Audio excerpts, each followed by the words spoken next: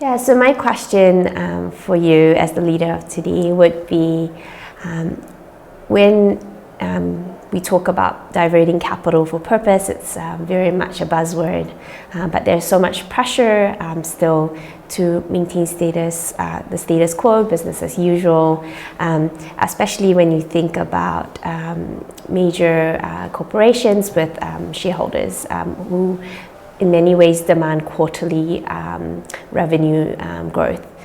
So what is it that you will be doing that would allow you to be able to manage those two competing priorities? I represent a family company. Perry, my family company, is actually owned by my family. We're only 5 shareholders. And that makes the answer to that question maybe a bit different than you would get it from people working in the public sector or for publicly traded company.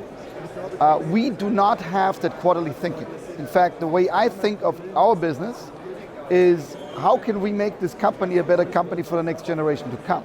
It is our intention to stay a family business for the next generations into the future. So I think, how can I do a good job or the best job possible in making this company a healthy one for the next generation to go?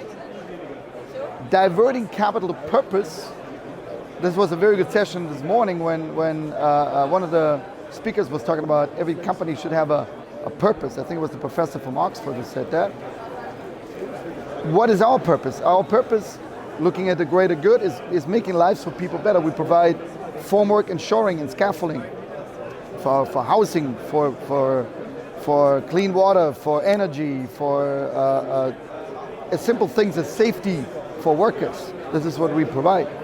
How can we make that better into the future is in our case probably a relatively simple approach, because we can decide with 5 shareholders as a family. You know, I'm speaking as an owner, I'm not speaking as a manager, and that makes these kind of decisions easier.